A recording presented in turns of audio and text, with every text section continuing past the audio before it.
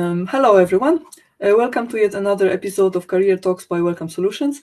In these meetings, we talk with professionals, including PhDs, about their professional adventures and to find out how they successfully navigate themselves in the job market. And today, I have pleasure to introduce Dr. Davide Rigoni, who is appointed as professor in neuromarketing and management psychology at Hout International Business School. And he's a part of the research staff at the Business and Marketing Department of the Free University Brussels in Belgium. His research on free will and decision-making is published in high-tier peer-reviewed international journals in the field of psychology and neuroscience. He is also the founder of the International Center for Evidence-Based and Neuroscientific Education, iCENS, a company that provides education, training, and consulting in the areas of neuromarketing, management psychology, and economic decision-making. Thank you so much, Davide, for accepting our invitation. Great to have you. And thank you for inviting me, of course. Great. And could you please now tell your story all the way from since you entered the graduate school in your own words? We are very curious. Yes. Okay. Well, again, thank you for inviting me, and hello everyone. So, I always wanted to study psychology, so that's the first thing. Since my high school, I started just a little bit earlier. I actually wanted to become a psychiatrist, but then my parents convinced me that it was too much of studying time, and then they said, okay, just try something easier. So I enrolled for psychology, at the beginning I really wanted to study, psychoanalysis. I really was interested in Freud and interpreting dreams and understanding, all the sexual pulsions and so on. But then after I actually started to do the courses, I was, let's say, almost so shocked and enthusiastic about the neuroscience courses, so neurobiology and psychobiology courses, which really I fell in love with, knowing how the brain works, and with the neuroscientific theories and experiments and so on. So I decided, okay, this is what I want to do. And then there I started to study, to be more focused on psychology and neuroscience, so cognitive neuroscience. After the graduation, which I studied in Padova in Italy, which is a city, a beautiful city near Venice. I did my Erasmus in UK, in Cardiff, so in Wales, with a thesis on psychopathy, so on criminals and their let's say their emotional disturbances. So it was an experimental thesis, very interesting. And then I was interested in this topic because I always been interested in psychopaths, because a fundamental question that I always ask myself is whether people have free will or not. Imagine that when you have a criminal doing something terrible, like a very terrible murder, the question from an ethical point of view, but also from a law point of view, is always, okay, was that person responsible or not? And so this question, which is going on for forever, basically, in philosophy and psychology and in the legal sciences, has always been very intriguing to me. And then I decided to really to focus during my PhD on free will, and on basically on the neural basis of free will. So that's what was my PhD about. So it was on the neural correlates of our intentions, so what we perceive as our intentional actions, which is the core idea of free will, so that we have intentions that we produce voluntary. Do you have a question? Yeah, I think I have a question. So I couldn't help myself ask this question now. So what do you think of free will today? Like, what is your quick answer to the question? Do we have a free will? I don't think there is a quick answer to the question, but I will try to give one. So in the traditional sense, I don't think we have free will. Traditional sense means, let's say, means accepting the idea that we have a brain and that we have a mind, something that is completely separated from the brain, so something that like a soul, something that is not material. This is from a scientific point of view. Nowadays, is not tenable. You cannot accept the idea of a soul from a scientific point of view, unless you believe in God or you are religious. But that's another thing. In that traditional sense, the idea that we have a soul that can decide and can escape the laws of nature, then we cannot have. Then we don't have a free will, because our brain needs to follow the laws of nature, and the laws of nature, we know as we conceive them today, are in a way deterministic. So we know if we know what the situation at time 0, we will know what happens at time 1. Okay, so that sense is determined if we had the whole information, and so in that sense we cannot have free will. But I do believe that the free will should be conceived as in terms of a continuum rather than yes or no. So, for instance, the two of us have more degrees of, so we have a higher level of free will than a person who is in a coma. That's another extreme. In that case, the person cannot decide anything, right? We can apply a certain intentionality to our lives. So in that sense, in a psychological sense, there is free will, but let's say that in a philosophical sense, I don't think my idea there is no free will. But it's of course. Yeah. Sorry. Yeah. Actually, I wanted to say that.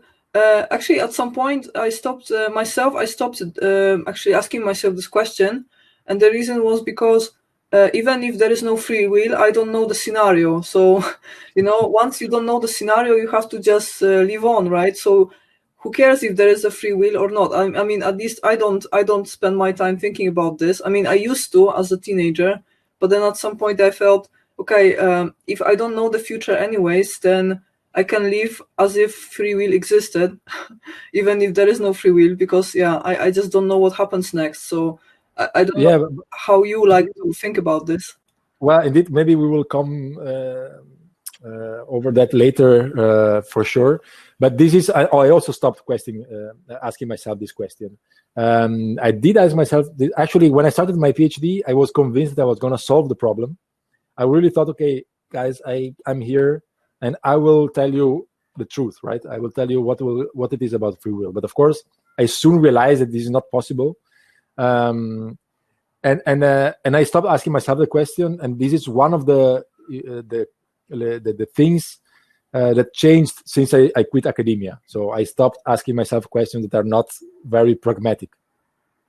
And indeed, it doesn't really matter at the end of the day. I mean, the truth about free will. What matters is whether you believe in it or not, which was actually the core of my PhD, because and also of my postdoc years, where I tried to investigate what happens when people stop believing in free will. So there I could find some interesting findings. For instance, that people are less they behave in a less ethical way when they believe that free will doesn't exist, as if they are, in a way, less responsible, or they feel less responsible for their own actions. So this was the core of my PhD and of my postdoc years. So yeah, after my PhD, I actually, during my PhD, we were supposed to spend 1 year abroad. In Italy, the PhD is 3 years, and it's not 4 years. So the last year, I decided I had to go abroad, and then I decided to come to Belgium, and I worked in Ghent for 1 year with Professor Marcel Bras, who was leading a lab on these topics, so on free will and the feeling of agency, intentionality, and so on. And we had a very good collaboration, so we always stayed in contact. After the end of my PhD, I wanted to go, after Belgium, and I wanted to go to a warmer country, so I went to Marseille in France, where I worked for 2 years, more or less. But then there was a position in Ghent, in the lab where I used to work. I applied, I got the position, and then I he started to work in Ghent on the topics of free will. So we went a bit back and forward, but so that's in short what happened. So after the first 2 or 3 years of postdoc were amazing. So I was really motivated.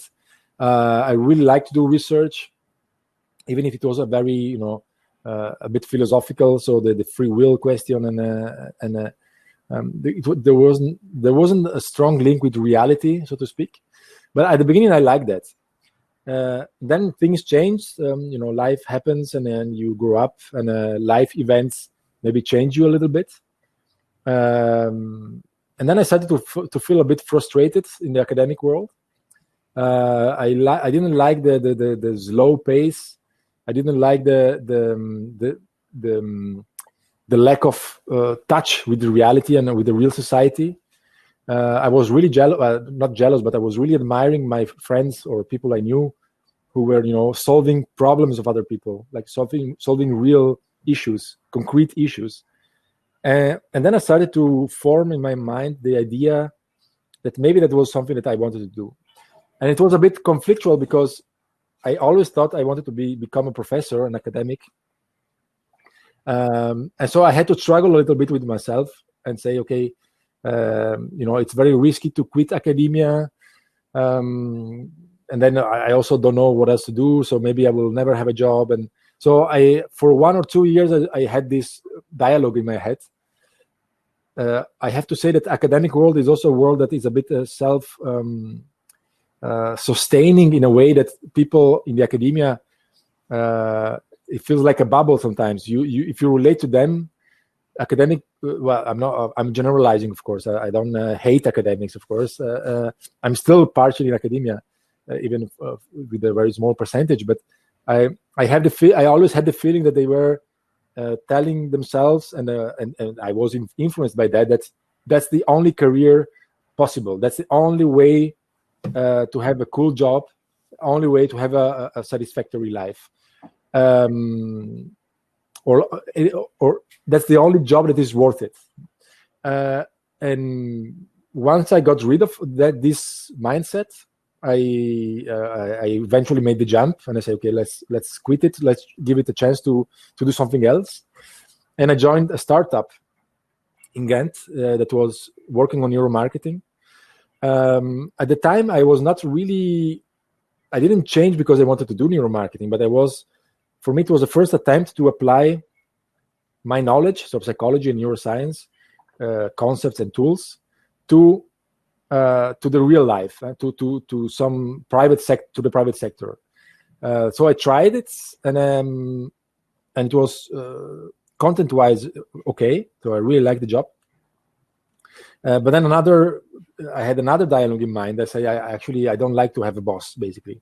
So I really want to be my own boss and to have full autonomy, even if this is a big risk.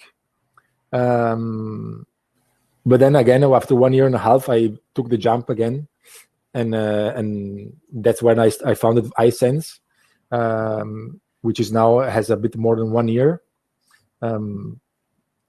And yeah, that's it. So I have now I'm working I have a few activities going on with iSense. I'm still teaching in London in a business school, and in Brussels at the Free University Brussels, and I'm do some teaching with my own company, but mainly for professionals. And so that's the current situation. So that's iSense is a company where we basically apply neuroscience and psychology to marketing and management issues, to be very broad. I don't know if you want me to be more specific or if you have specific questions. Yeah, actually, that would be, I think, very very useful for the viewers and for me as well. If you could maybe tell us a little bit about the state of the art in today's neuromarketing. So how does this field actually look like? And I'm also asking for myself because I had this episode in my career when back then in Warsaw 10 years ago, after I finished the master's studies, and before when going for a PhD, I had an affair with startup culture, and I took an internship, and that happened to be in a neuromarketing company in central Warsaw. And that was actually I was curious. I was taking other options into account. I didn't jump onto the graduate school straight away. I was just pondering options, and one of the options that just was available was an internship in that company. So I went there for a month, but honestly, back then maybe it's just about the timing, because back then 10 years ago in Poland, I think neuroscience and as well as neuromarketing were still in the very beginnings, and especially neuromarketing. And I think back then, like the upper the most you could get from these techniques would be like analyzing interhemispheric asymmetry in perceiving visual materials. So it was mostly based on EEG, and the analysis was very like rudimentary. So very, very little amount of variables that were just mined from the data. And other than that, it was some simple eye tracking setup, and that was and other than that, it was just behavioral analysis. So actually the most important part of the study was not what the subject was viewing on the screen, but rather the product they chose at the end of the study. So at the end of the study, they could choose between a few products as a gift, and that was actually the main parameter in the study. So whether or not they were choosing what they saw in the screen or some other product. So in the end, it was like boiling down more to the behavioral analysis than to the something that is more in depth and basically looks into your brain. So that was like 10 years ago, but I'm curious, what is the scope of the methods you're using in neuromarketing today? And can a graduate in neuroscience, in cognitive neuroscience, jump to neuromarketing straight away? So what types of skills you need to work in this field? Yeah. So for the first question, the part of the neuromarketing activities is still, if you come from the academic world and from the scientific world, is still quite simple in the sense that the type of analysis that you do and the experimental designs are less complex. As you mentioned before, that the analysis of the alpha symmetry, for instance, to understand the approach or motivation or the withdrawal motivation, there's still kind of things that people do, but it's not because they don't want to do something more complex, but because you need to explain neuroscience and psychology to your clients. And clients, if most of the times they don't have a background in neuroscience and psychology, so you need to take into account that you need to make things simple in a way. So for instance, I give you an example. Eye tracking, it's very easy to understand. Eye tracking is it's easy to explain. It's very visual. You have heat maps. The client immediately understands what it is about. It is very easy to communicate eye tracking study. Plus, eye tracking is extremely useful because from a consumer perspective, you can derive a lot of variables that are of interest. For instance, besides the classic attention-related, visual attention-related parameters, you also have basically likability. If you measure pupil dilation, you have attention measures or engagement if you look at blink rate. So eye tracking is still it's still one of the most, if not the most used tool in neuromarketing. The other very much used tool is the skin conductance, or like physiological sensors in general, such as heart rate sensors, respiratory rate, and skin conductance. Skin conductance is what I find the most useful because it's an extremely pure and direct measure of the nervous system, of the arousal of the nervous system, so how much how intense is our emotional experience, and this is quite predictive of consumer behavior. And again, it's very easy to explain to clients. For from a scientific point of view, there are not many assumptions that you need to make. It's scientifically solid, so we know what it measures, and it's very relatively easy to use. Of course, the biggest change in probably from your years of experience when you were working in your startup, I think that one of the major changes is the fact that most neuromarketing techniques are now available also online to be used remotely. So, for instance, eye tracking is now used. It can be collected via webcam. Until few months or years ago, the quality was quite bad, so the accuracy was relatively low. I mean, you could do some studies, but not very sophisticated studies. Now it's becoming much better. There are new algorithms already present in the market. The ones we use, for instance, is extremely accurate. It's comparable to a normal eye tracker. So there is a lot of innovation in making the neuromarketing toolbox available online. So that's a big change. And then the second question, what was the second question? The second question was which skills does the PhD graduate of course, have to be able to work in neuromarketing? Yeah, so I can say so I come from the neuroscience and psychology background, so I can say what my challenges were when I started neuromarketing. So my main challenge was that the type of the communication that you need to have with your clients is completely different than what you have normally when you work in academia. So in academia, you're used to talk with people who know exactly what you're talking about, and actually they want to understand how, for instance, they want to understand how, like how the processes in the brain really work. And so you have a lot of conversations about the details of the research, about the details of a process, and so on. In the neuromarketing, when you talk about with clients, the focus is really on the output. What problem does this activity solve? How can I get a better advertisement? All the rest is really it's your own inner world, but they don't want to discuss about that, except a few cases. So the challenge is really on the communication skills. You need to translate what you know in a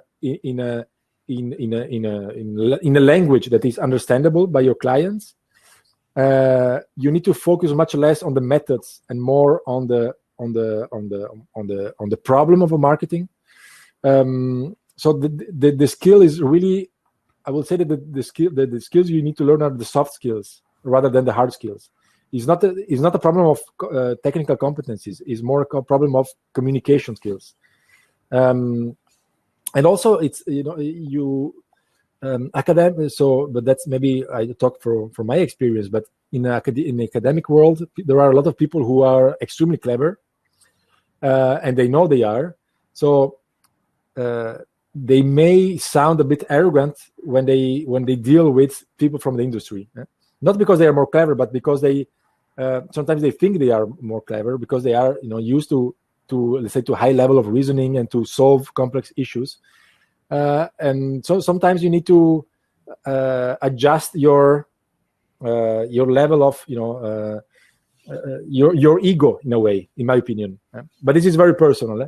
I think you have to adjust your ego and understand that other people have other skills that you don't have, that you are not the most clever person in the world, and that at the end of the day they are the ones who are in charge, and that they have to hire you. So you better connect with them in an authentic way.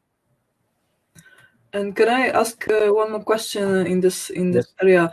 Because you were saying that neuromarketing requires more like soft skills, and would you also say that it requires some business acumen? Because in the end, to prepare a good neuromarketing campaign, you have to think like a business person, right? You have to think about what's the business proposition, how to attract the customer. So it's really at some point, I think I'm guessing now, but I'm guessing that it might become more of a business development than science, right? Or am I wrong? Well, no, you're right.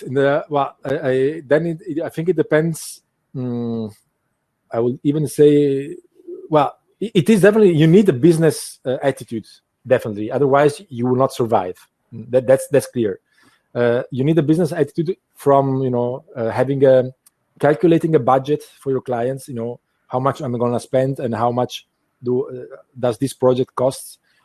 If you make mistakes at that level, then you have big issues, because then you cannot survive. At the same time, you cannot ask too much, because it's not, correct, and it's also not interesting for the client. So you need really to find a good business approach there. You need to find a business approach also in the way you sell yourself. Of course, a good skill and a good project is not interesting and is not useful if you cannot sell it, okay? Or even a good idea or a good solution. So you really need to be able to sell what you can do. In that case, it's of course about business, but then I think applying science in a right way eventually will pay off, in the sense that there is a lot of non-science people there in the neuromarketing sector.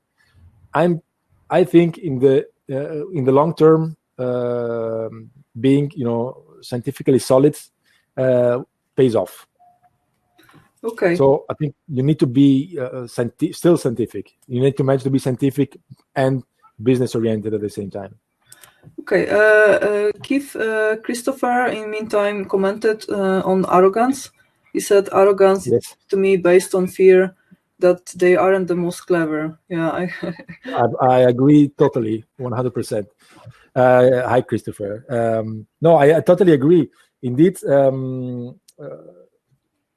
But this is my perception. I don't want to generalize, but my perception was that sometimes people in the academia, they know how to let's put it this way. When I was in academia, I knew how to move in that environment. Okay, but then when you go outside in the real world, so to speak, you need to learn new skills, and I admit it, I was a bit unconsciously scared, because it's a jungle.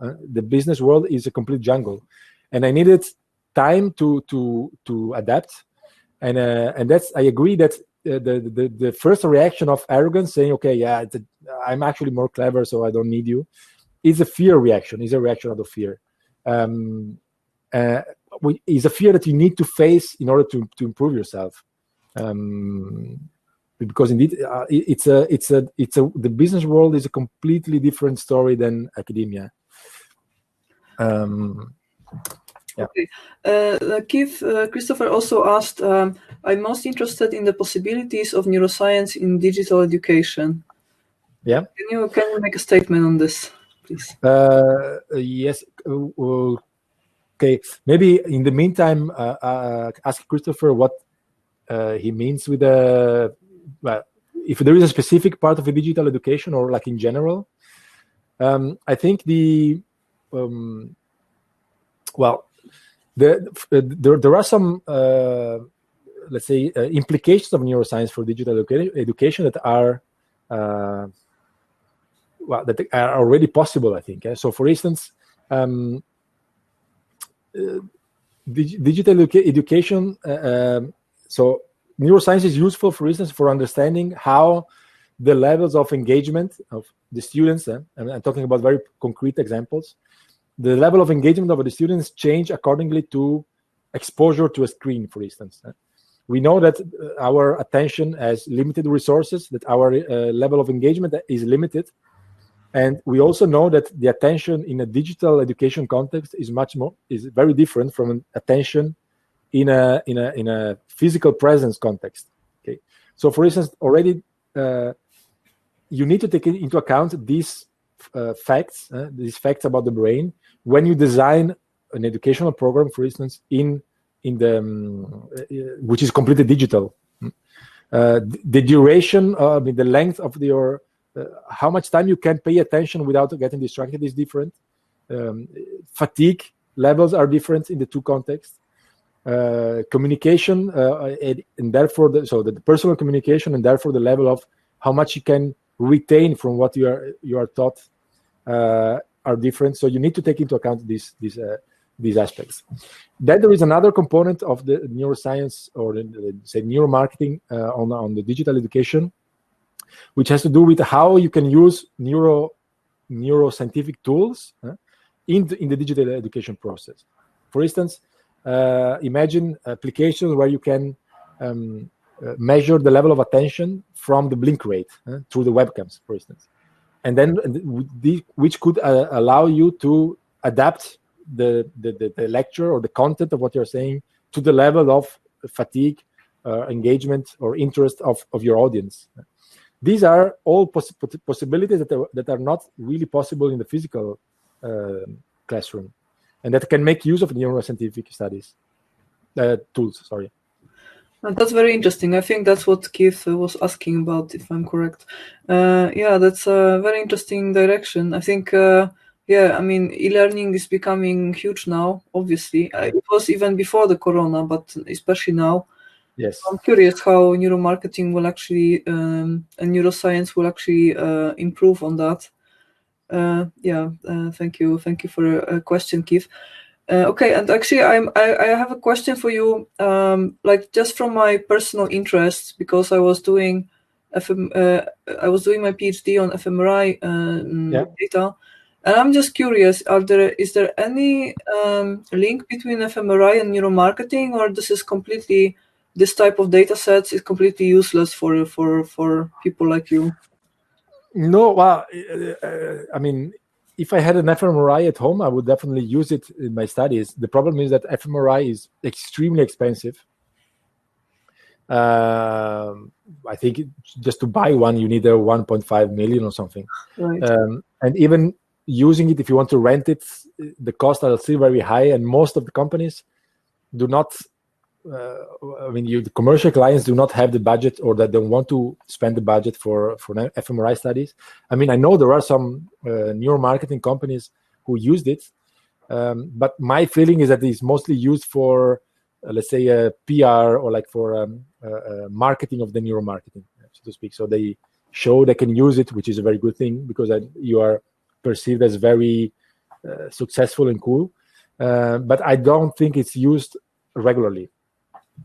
But of course, neuromarketing has two aspects. One are the projects that you do for commercial clients for specific marketing questions. And then there is what maybe is more correct to call consumer neuroscience, which is the corpus of studies conducted in most normally research labs or academic labs about the consumer brain, so how the brain of the consumer works and how the consumers make decisions, which are based on fMRI. And then neuromarketers like me, you can derive some insights from those studies without conducting yourself. So sometimes we have clients who ask a consultancy, and we base our consultancy on the studies that have been done by others. So in that sense, fMRI studies is a huge source of information, but it's not applied, in my opinion, in concrete, directly in commercial projects, right. Or very rarely. Okay, I get it. I expected this answer. I would be surprised to hear it, because companies are practical, of course. Like the costs of the project make that's a major factor to take into account. So I absolutely. Yes. Okay, so I have another question for you. I'm curious, if you were about to hire someone for your company today, like a new employee, what type of person would you look for? Like, what type of profile? Like, what type of hard skills and what type of soft skills? How would you describe your perfect employee?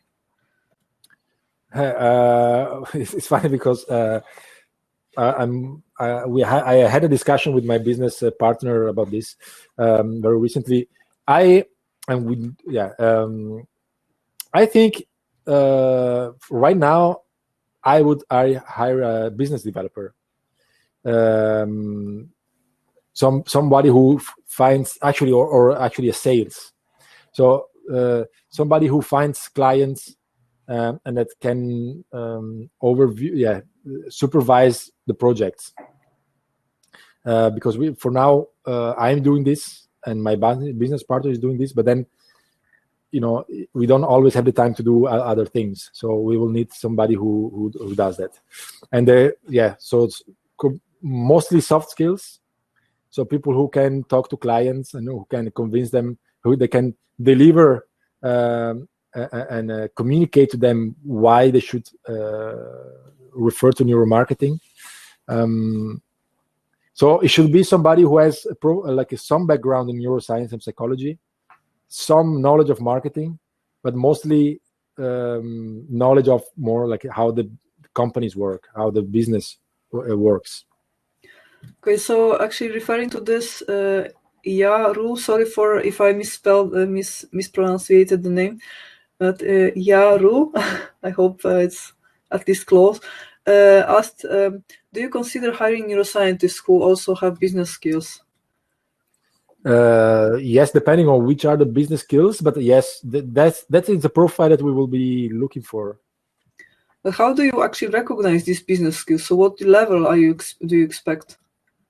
Well, mostly from their past behavior is the best predictor of future behavior. I know that sometimes sounds a bit deterministic, but that's what I would right now. I wouldn't take risks, to be honest. I will now go for somebody who has a demonstrated experience of providing clients to companies. And Keith is asking, is the trend in marketing towards anthropology and other social sciences or towards neuroscience? Sorry, is the marketing towards? Is the trend in marketing towards anthropology and other social sciences or toward neuroscience? I think now there is a lot of attention to neuroscience from marketers. I know because, at least in Europe, I'm with my company. We also organize training in neuromarketing. I told you about this, Natalia, before the interview started. So we do training for professionals who want to learn about neuromarketing, and I will say that 90% of the people, of the trainees, they come from the marketing world. So I think there is a lot of interest from marketers towards neuroscience, and it's also from people who do market research. They want to add the neuromarketing toolbox to their solutions, basically. Okay. All right. So let me ask you another question. Since many PhDs who watch these materials are also thinking of possibly becoming independent in the future. So my question would be, how did you find your co-founder? How did you know that this is the right person to start the company with?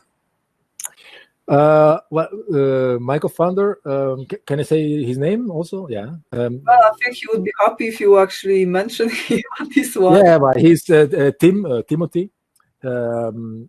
I met him because he was my previous boss, basically, in the startup where I worked. He's from Belgium. I'm not from Belgium, so the fact that he was from here helped because he knows more the cultural nuance of how to interact with people. So it's in a way easier. But I think also to find a business partner, I always say it's a bit like a wedding. So I'm not saying I wanted to marry him. I hope he's not listening, but if he listens, he knows that I didn't want to marry him. But it's a strong, it's a strong connection that you need to have. It's a strong, of not obligation, but it's a strong responsibility you have towards each other. And in that case, he was my boss, and for 2 years we worked together, and I really liked the way we worked. He has a combination of, let's say, IQ and EQ, which I think is quite rare, in the sense that it's extremely clever and has a business. He's business minded. At the same time, he has a very high emotional intelligence. So it's a very good combination, I think, and it's extremely easy to interact, to make decisions, to trust each other. It's extremely transparent. We are both transparent, and that's what makes I think a crucial partner. Sometimes I see some people have the tendency to make business with friends, because you make them. It makes you feel safer. At the beginning, you feel more, like it's a warmer relationship. But I think this is most of the times a mistake, in the sense that business relationships are different from friendships. You need to, the boundaries have to be clear. I mean, you can be friend with your business partner, but that's you need that both parties understand the right boundaries, and this, I find it not so easy to find. So the moment I found I had this feeling to work with him, I thought, okay, this is maybe the right person to launch this project. So was it that also you took that decision about starting a company because you found the right person to start with? I'm trying to not really. So I wanted to have my own company anyway, and I was in the process of deciding what exactly I wanted to do, and then there were some, let's say, circumstances brought us to have a meeting where he asked me, but what are you doing now? And he was also thinking about changing activity in a way. He had his previous company, but he wanted to do something else, and then we discussed. And so I wanted to have my own company. He wanted to do something else, and then he said, "Why don't we think about doing something together?" And that's how I was almost immediately convinced, basically. And so, what was the hardest in the process so far, ever since you started? So I think there are, but the lack of sleep, definitely. No, but I think there are three components that are completely different from my previous life. So the lack of sleep, literally. So I think the first 6 months of the life of the company, I was broke. I mean, I invested all my money in the company. So the level of anxiety that I experienced in those few months was unprecedented. So yeah, basically, I'm not saying that I didn't sleep for 6 months, but I had a hard time relaxing. And then everything went better when I started to have projects, and then I started to have some income. So you see, okay, it's actually becoming safer and safer. Still, there is a lot of work, maybe even more, but the anxiety level reduced. So that was the main challenge. So let's say the holding it together without panicking, that was the main challenge. The second challenge is that you have to accept the lack of time to do anything else. So in a way, I think for at least a few years, I have the feeling that this will be my life, that the company will be your life. I mean, there is really not a lot of time to do anything else. And this has costs in terms of relationships, in terms of the intimate relationships. So you need to find people who accept this, and it's not so easy. I realize that it's not an easy deal to make. I think people who find a partner who are willing to accept and support this are very lucky. I wasn't. So but yeah, you need to accept that you don't have time and to energy to dedicate it to a lot to friends or other relationships and other activities. Sometimes you need to take a break, but it's more like just I sleep the whole day, or I do very little things. You need to. I think the challenge is that you need to find a balance. You need to find your own spot during the day. You go running, you do sport, you relax, you have a healthy life. I used to go out and drink sometimes, and I really enjoyed going to pubs and restaurants. And when you have to work the whole day and you have your own company, that's very difficult to maintain. So I prefer to have a much healthier life, which is good in a way. But there is a lot of sacrifice, really a lot of sacrifice. You realize that you're also a bit alone in this world. And there's this, the problem that you have to face them with yourself, and there is no one that is going to solve them. So that's I think the main challenge. So time, a lack of sleep and anxiety, and lack of let's say isolation to some extent. Yeah, I can totally. I feel for you. I mean, I know this problem very well. That actually, this vast majority of actually the people who live who work 9 to 5 are majority, at least in our area of the world, because that maybe differs in US, for instance. In the US, the culture is much more work oriented, so it's much normal that people work long hours because they live their American dream, and that's the standard.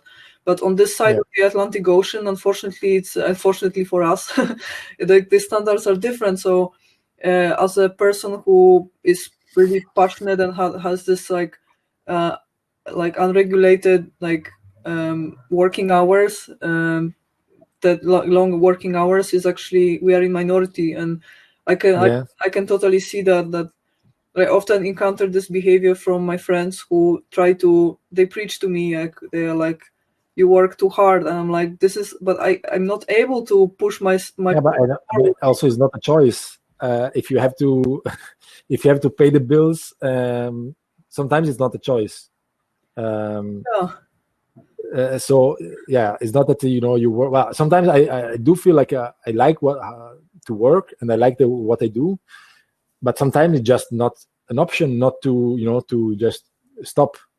If you have obligations with clients, if you need to invoice, I mean, you live out of it, and there is no plan B. So that's what keeps you, I think, alive and awake at night sometimes. But it's also the beauty of it. I feel like even to make a comparison with the academic world, I think it's there. I felt much safer, but the world was a bit in black and white. Everything around me, and now when the lows are lows, they are very low, and so it's extremely scary and extremely sad and extremely stressful. But when the highs arrive, then it's much. Everything is colorful, and so it's a much. Life is much more full, much more meaningful as well, I think. Yeah, actually, I totally agree, and I think that this certain amount of deprivation that comes with entrepreneurship, it also opens you in some way, and you become more of yourself, I think.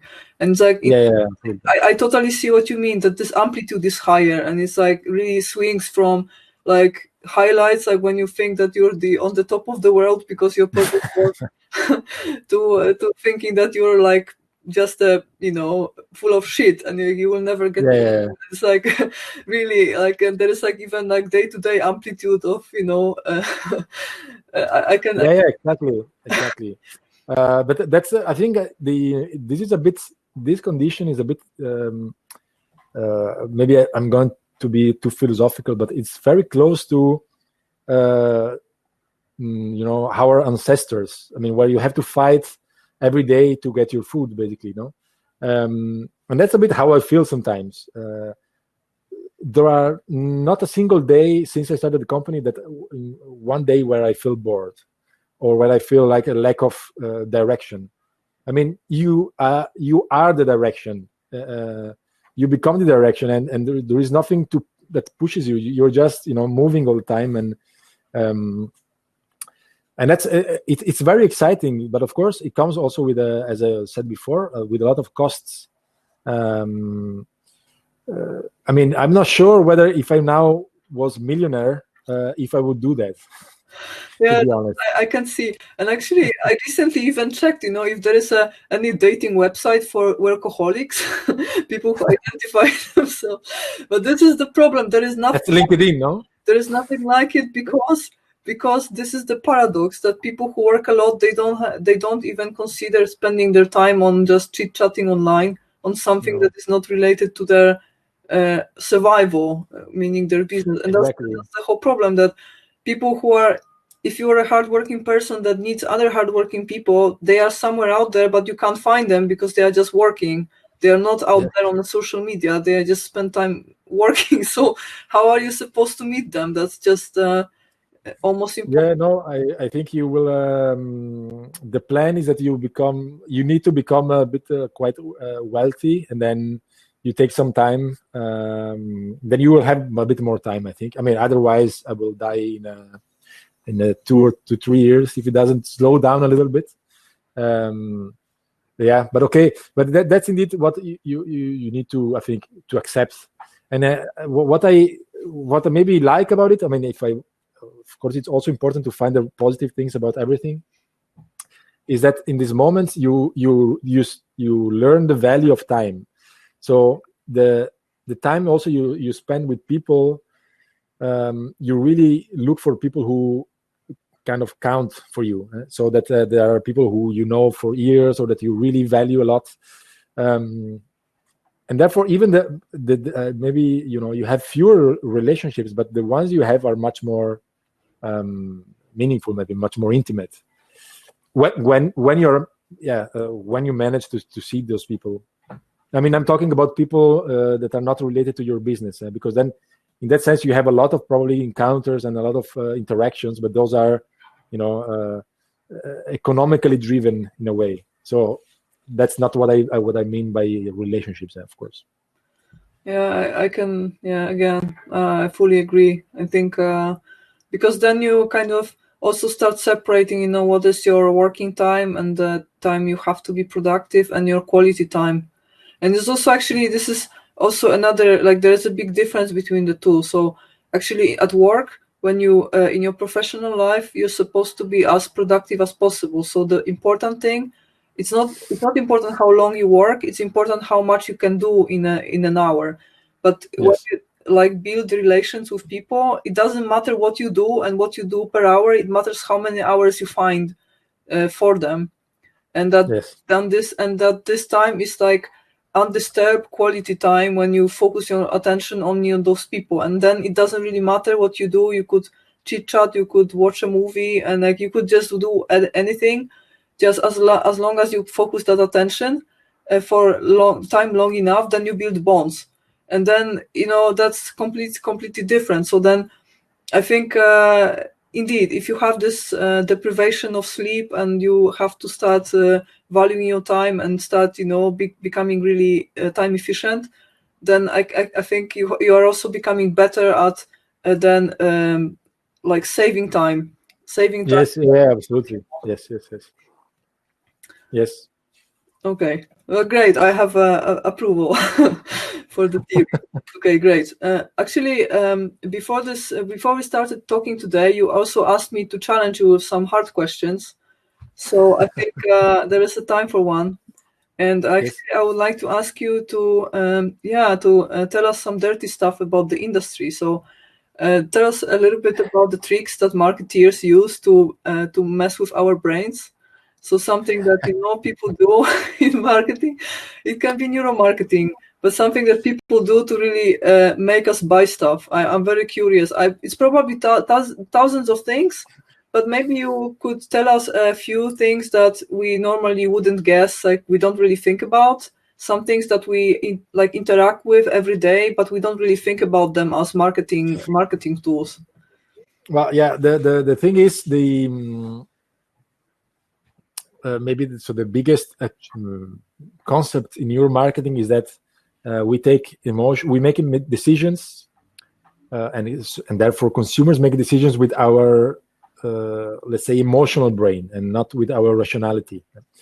So once you learn the rule of this emotional brain, so you understand how it works, it's relatively easy to be persuasive. I don't like the word manipulation, but I like the word persuasion. I mean, sometimes I realize that the border between the two is quite thin. But I do believe that you can persuade. I mean, you cannot manipulate, but you can persuade. And for instance, our emotional brain works the same way as it worked 3,000 years ago. So let's say the drivers of behavior are more or less the same, and we know we know a lot of these drivers nowadays, and marketeers or neuromarketeers know a lot of these drivers, and this is what, for instance, you just to make it a very relatively simple example that maybe everybody knows. So our emotional brain thinks in terms works through biases. Biases are psychological shortcuts. So this is when we do not evaluate the situation rationally and logically, but we jump really quickly to conclusions. And sometimes these conclusions are wrong. They are biased because we don't take into account all the information. And one example is one of the bias is the social proof. So social proof means that whenever we are in doubt about doing something, we have a biological tendency to follow what the group does, what our social group does. Imagine, this is of course very crucial for the survival. Imagine that you are going to entering a cinema to watch a movie, and while as you are entering, there are a lot of people shouting and running away from the cinema. So through the outdoor. The first thing you do, I mean, you don't even think, but your brain decides, okay, let's follow them. And maybe there is a fire, maybe there is a terrorist. So you don't know, you don't have all the information, but you have a cue, and the social cue is so strong that you just follow them without even questioning it. So that's because our brain, the evolution shaped our brain to react in this way. And why? Because it's useful for our survival. But sometimes, so if you know this biological tendency to follow what the social group does, you can use it in your marketing campaign. And that's what companies do. For instance, when you go to Amazon and you look for you're looking for a book. Imagine that I know you wrote recently a book. Imagine that I go to Amazon and buy your book. Every time I select your book, I also have a message telling me, okay, other people who bought this book, they also bought this other book. Okay, these other books, and this is it's there because it works. Because people think, okay, but maybe then if most people need that book, I will also find it interesting. So they buy those books as well. And you can know that rationally this is not, that this is a trick, but still your emotional brain has already decided that is important and that is something that you should take into account. So this is one example. So the social proof bias, which is one of the strongest ones, is used a lot in the marketing campaign or in the marketing communication, and that's you can see it in many platforms, or in many websites or web shops. Actually, if I'm correct, then the whole Instagram culture is built on that, right? Because if you're someone that you consider authority or idol, of course, yes, and you want it too, right? Yeah, exactly. If it's based on the idea that if thousands of people find your post of a certain person, public person, interesting, then your brain is telling you there must be something interesting there, because otherwise not so many people would like it. And therefore, yeah, that's how it works. Yes, but there are so many other biases. It will be easier maybe to explain them with the image. But other biases are another strong bias is, for instance, that is largely used in marketing. Is the scarcity effect, the scarcity bias. Meaning that when you make people believe that a certain good or a certain product is very scarce, immediately that the value for that, the perceived value of that product goes up dramatically. And this is also a very strong effect. So by simply saying that you don't have a lot of this product, the perceived value of that product, even if you don't want it, or originally if you didn't like it, it goes really up dramatically as well. So even there, you shouldn't be. Marketers are able to be very subtle about this, but that's also a very good trick. I have a question.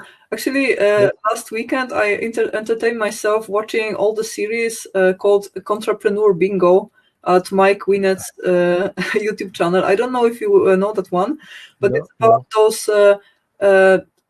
those con men who basically have their own, programs on how to become rich overnight. How to run a dropshipping business, or how to invest in stock exchange, all kinds of things, or how to do affiliate marketing or MLM, like things like that. Yeah. And they are these gurus, who have a lot of following, and they have their own courses and their own programs where you have to typically pay like between $1,000 and $5,000 to take that course under the membership. And they actually have like this YouTube channel is very nice because it's just a bit of a satire at this culture, and basically pointing out all these manipulative moves that these people do. Like for instance, when you talked about scarcity, it came to my mind. Yeah, of course, Entrepreneur Bingo, because it's actually there's always the same list. For instance, the price has to end with 7. Like that's one thing that they always do, and there is a scarcity and there is limited time, and there is always a bullshit backstory about how I came to become this big person I am now, and there's always the same scenario. It's just that the different modules change, so that the point of the business changes and the person changes and a little bit of details, but after all, it's always the same scheme, and it's really easy to recognize once you know it. So, but this is like an extreme, right? This is like a bad example, I think. But I think it's nice to see. Yes. But indeed, I mean, it's not enough to use these tricks. Let's say these persuasion rules to be successful. I mean, you need to back up what you are selling, of course, and that's why I mentioned before the difference between manipulation and persuasion. Persuasion means I'm trying to use what I actually have, so what is authentic, to convince you that I'm the good choice. Manipulation is something telling you what is not true, and or manipulating reality, so changing the reality. But of course, indeed, that's for instance, you mentioned the using the numbers at the end of the price. Of course, there are some rules that work, like psychological price actually is known to work. There are some other rules that also work, like using, putting the symbols away, so the symbols of the currency away from the actual number has some effects in making consumers perceive the price as less high.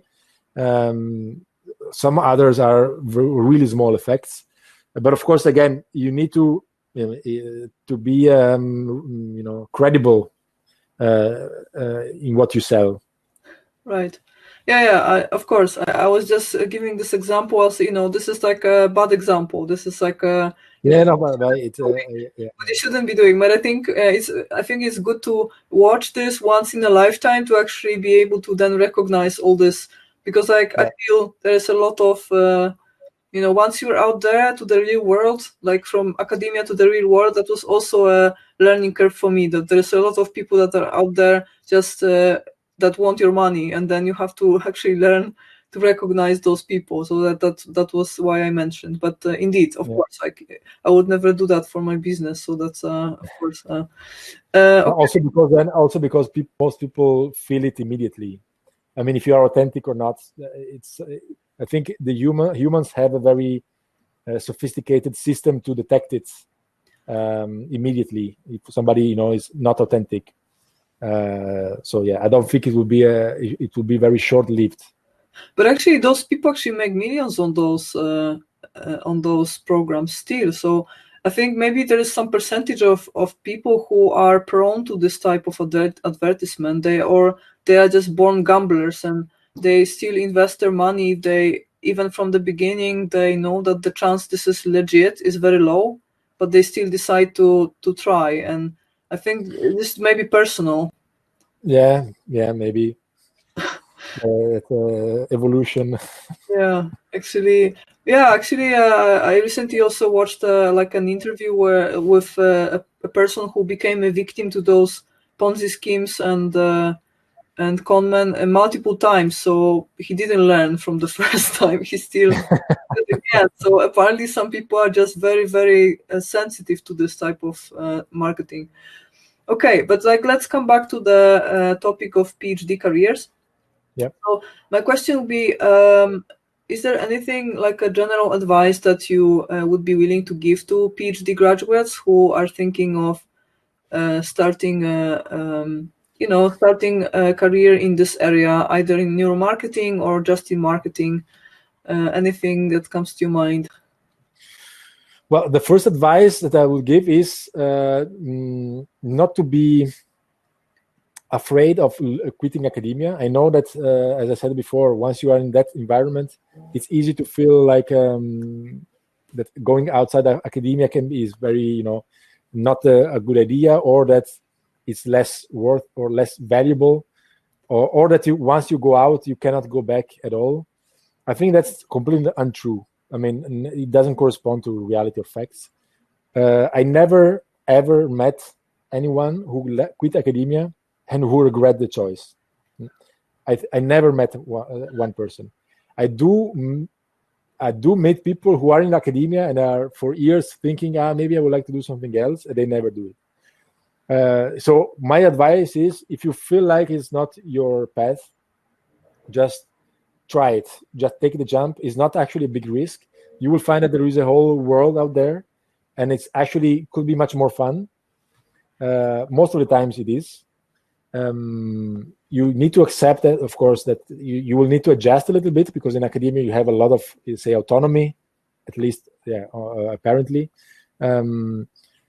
So some works, you could be unlucky, you can end up in the wrong company, and then you don't have a positive experience, but it's more a problem of the company, not, it will be more a specific problem with the people you meet, but not, I'm sure that, you can find a very good position that you may like in some other companies. So my first advice is, if you feel like it, just take the jump and don't be too scared. Take also the time to, as I was saying before, another advice I would give is to, especially, to kind of, people with a PhD, they think indeed, as I said before, that that they are used to do very complicated stuff, but there are many other skills that we are not, we don't learn during our PhD. As I was saying before, soft skills are extremely important. Some people have their naturally talents in managing people, for instance, or communicating with people. Some people need to learn this a little bit. But I mean, the good thing about doing a PhD is that I think you learn how to learn. So I really do believe that if you completed successfully a PhD, it means that you have a good brain, that you are, there is a lot of variety, of course, but that you have a very functioning brain, and then you can learn maybe better than other people when you are facing new challenges in a world that you don't know at all. But you will learn it, and you will have a lot of fun, basically. Right. Okay. Actually, meanwhile, Jaru actually asked another question. Let's just address that question. So the question is, yes. I learned that Facebook and Apple possibly are looking for devices to detect consumers' behavior. Actually, to my knowledge, they already have those devices, and they're testing a lot of methods, I think. But the question is, so what's your standpoint on this? I think it's, but I guess I don't know if the question is about the ethics of this or. Well, the question is more about what is your next step? Are you also getting into this area? So how to extract information? Well, we, for instance, we not on these digital platforms, but we are part of a consortium with iSense. So iSense recently became a spin-off of the Free University Brussels. So we are now involved in a project about something similar. I cannot really reveal a lot about it, but it's about in that direction, let's say. So how to study consumer behavior in a passive way. So meaning without applying, normally neuroscientific, the neuromarketing toolbox such eye trackers and emotion sensors, you need to put sensors on the skin of the people. You need people to wear the eye tracker. So you need an active interaction with the consumer. With passive neuromarketing, you basically measure behavior without without interfering with the consumer behavior. So people are walking and looking at shop windows, looking at the product, and they are being measured. Okay. Of course, then there is they need to give consent to that, but that opens a lot of possibilities because, of course, you have much higher numbers of people tested. Right. Okay. All right. Okay. So that was the question, and okay. So lastly, maybe I can ask you, what would you wish for yourself and for iSense for the incoming year? Let's say, what shall we wish for the next year? So I really hope. So we have a few ideas in mind that we are. So the first year was very interesting and very good actually, but we are trying to have a clearer direction, so a more focused direction than now. So I hope we will achieve that. So to have a very clear cut focus on what we will do, and of course I hope. I mean that the turnover will grow. I'm not obsessed with growing fast, but of course it would be nice to have to hire more people and to create a team of people, enthusiastic people. That's what I would like to have at the end of the next year, very concretely, to have a team of 2 or 3 people.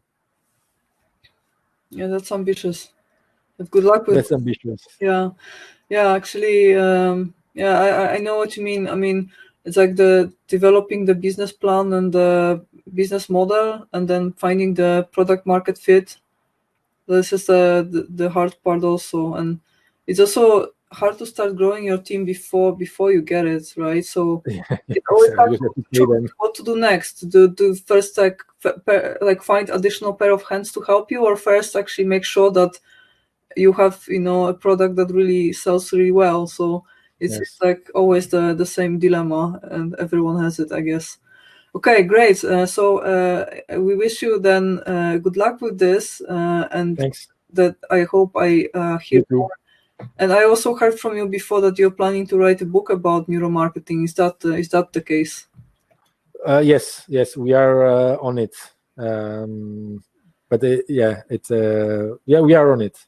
Okay, looking forward. Okay, great. Thank you so much. Thank you so much, Davide, for joining us today. It was really wonderful. And I'm so happy to see that someone else has exactly the same problem as me, that we are just so misunderstood. Like I wouldn't even say that we are workaholics. We just have a vision, and that vision actually requires sacrifice. That's the case. So at least, I can see that there are more people like this. Okay, and again, all the best for iSense, and looking forward to the updates. Thank you, everyone, for being here today, and take care.